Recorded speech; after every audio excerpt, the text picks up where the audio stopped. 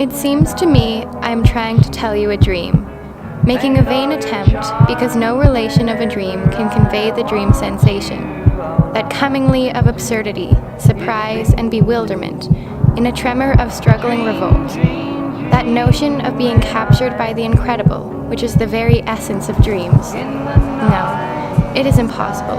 It is impossible to convey the life sensation of any given epoch of one's existence, its subtle and penetrating essence. We live as we dream, alone.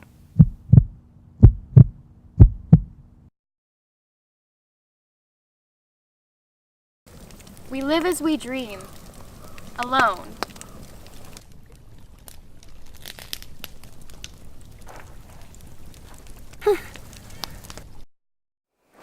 I'm harmless as a little child, though I don't like to be dictated to.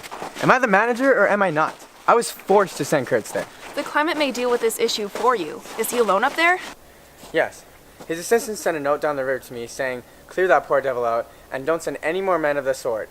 I'd rather work alone than with people who are disposable." Anything since then? Ivory. Lots of ivory.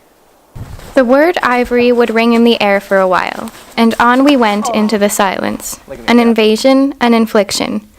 It was called the El Dorado Exploring Expedition. The men were reckless without hardihood, greedy without audacity, and cruel without courage. To tear the treasure out of the bowels of the land was their desire, with no moral purpose at the back of it than there is in burglars breaking into a safe.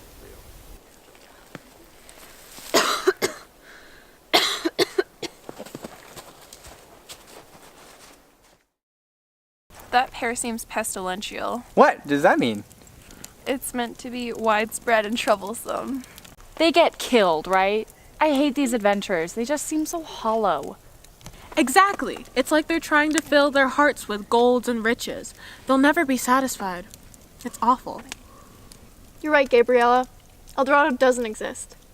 Just as ivory was an excuse for the company in all of Europe to invade Africa just to exploit the riches, El Dorado was an excuse for the expeditioners to commit all these atrocities. They're so hypocritical. This boat and I, we're done now, Beetle. You're gonna outlast us both at this point. You talked to a beetle? Did it respond? That's absurd, Marlo. Never mind that. He just compared himself to a stupid boat. Just let me tell my story. Trees, trees, millions of trees.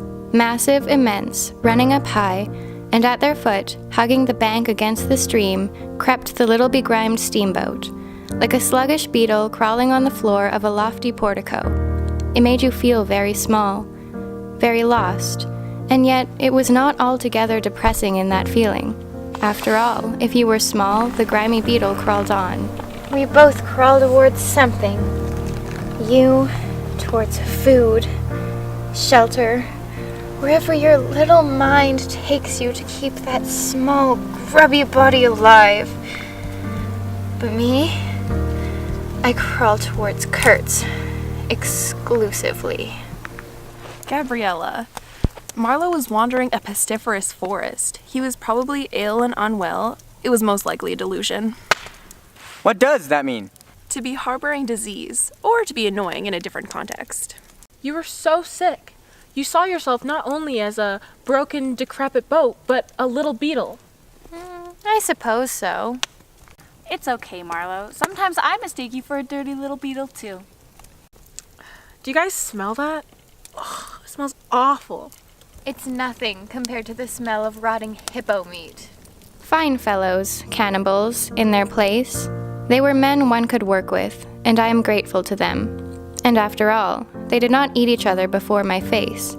They had brought along a provision of hippo meat, which went rotten, and made the mystery of the wilderness stink in my nostrils. Wait, you were on a boat with a cannibal crew, and they didn't try to eat you even after their meat went bad? They were quite civil, actually. Sagacious, too. What does that mean? It is having or showing keen mental judgment, to be shrewd. Marlo, those cannibals demonstrated more civility and self-control than any other character in the story so far. Europeans claimed that they wanted to civilize the savages, and yet when they were placed in an environment with no rules or regulations, The white people acted on their most primitive, dark, and evil tendencies. Humanity is horrific. It is the eyes of civility that keeps humanity's darkness at bay. Civilization is superficial. The only civility we have is what we have as an environment, physically and morally, around us. I'm not like that.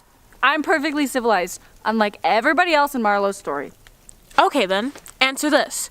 Do you go slow in a school zone because you might hit a child, or because there's a rule in place and you might get fined? Well, I mean, Any one of us could be one of the people in Marlowe's story. I hate that. well, I'm better than that. They had come together unavoidably, like two ships becalmed near each other. What does that mean? Becalmed is when a boat cannot move because there is no wind. I'd like to finish my story. Like two ships becalmed near each other and lay rubbing sides at last. I suppose Kurtz wanted an audience, because when he camped in the forest, they had talked all night. Or more probably, Kurtz had talked. They talked of everything. Kurtz's adorer had forgotten that there was such a thing as sleep. For him, the night did not seem to last an hour. Nevertheless, I thought Mr. Kurtz was a remarkable man. I looked at him, lost in astonishment. I saw the inconceivable mystery of a soul that knew no restraint, no faith, and no fear, yet struggling blindly with itself.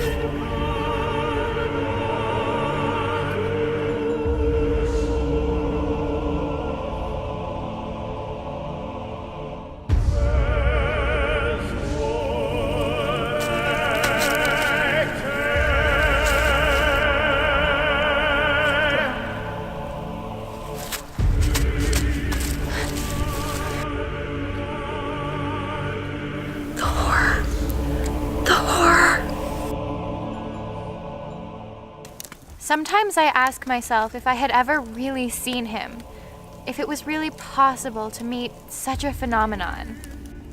The reality I tell you, fades. The inner truth is hidden, luckily. But I felt it all the same. I often felt its mysterious stillness watching me at my monkey tricks. Just as it watches you fellows, performing on your respective tightropes for, what is it? Half a crown a tumble? Try to be civil, Marlowe. You're being quite impudent right now, Marlowe. What does that mean? Not showing respect for another person. Yeah, we're not like that.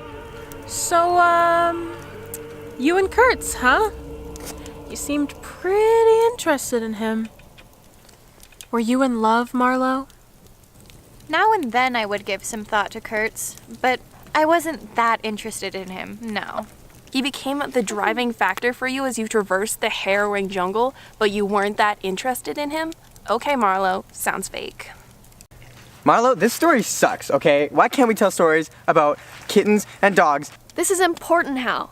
Without horrifically depressing stories like Marlowe's, how could we enjoy all the silly stories?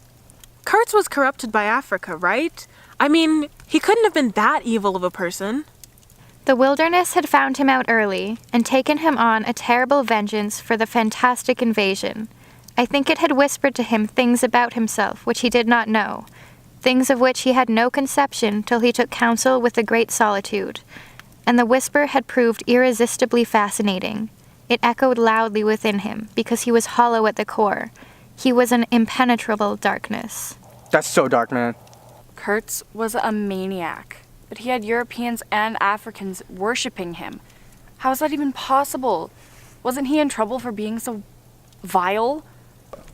His problem was his honesty. Kurtz wouldn't use words to justify his actions. He just did them openly, knowing that they were awful. Okay, but he was frowned upon for doing awful things, right? Not just being open about it. The company was doing absolutely everything Kurtz did. They just hid their racism behind words and rhetoric.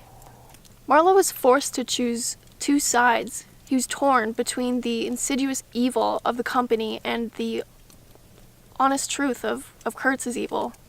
But the lesser of two evils is still evil. I would find a third option. I'd find a good third option too. Marlo, you just didn't try hard enough. I bet if you tried just a little bit harder, you could have found your way out of all of the evil. Why did you stay? If the journey was so terrifying, why continue? Please, finish your story. I'm dying to know. I stayed because Africa fascinated me. It fascinated me like a snake would a bird, a silly little bird. And again, let me remind you that this is just a story. You don't need to analyze my every word as if we're in an English 30 class. However, as you see, I did not go to join Kurtz there and then. I did not.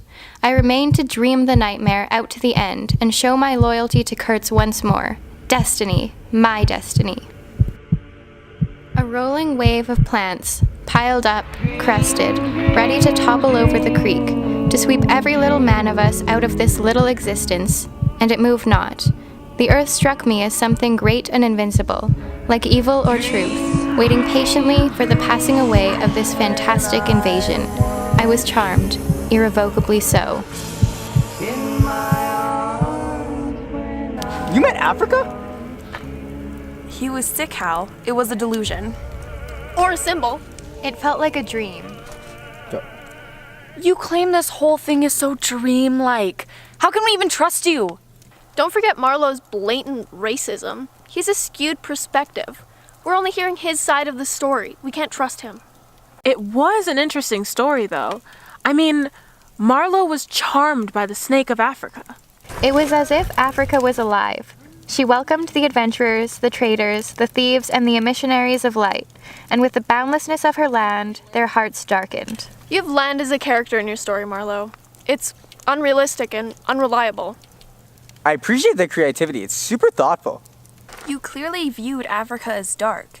It could outlast you and the invasion, and you just waited for the darkness to arise in you. Wasn't that frightening? Humanity's natural tendencies are evil. Laws and rules protect us, but do not get rid of the darkness lurking just below the surface. In Africa, there were no rules. There was this obscene fascination with the abomination, where men gave in to their own disgust. There were no limits to their evil. The hollow men you encountered were probably most vulnerable to that sensation. Destruction becomes addictive to hollow people. This whole time, I've been insisting that I'm better than the characters in Marlowe's story, but the more I listen, the more I know what's happening in this story. I'm just appalled. Rosaline, you were right. You were right when you said that every single one of these characters were interchangeable with us.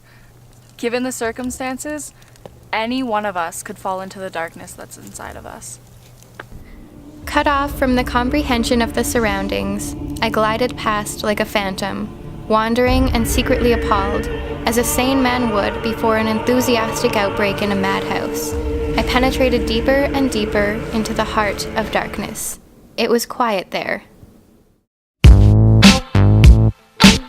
Once upon a time, at the foot of a great mountain, there was a town where the people known as happy folk lived.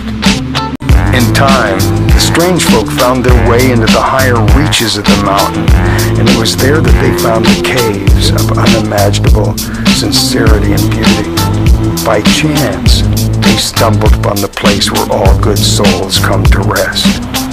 The strange folk, they coveted the jewels in these caves above all things, and soon they began to mine the mountain, its rich scene, fueling the chaos of their own world.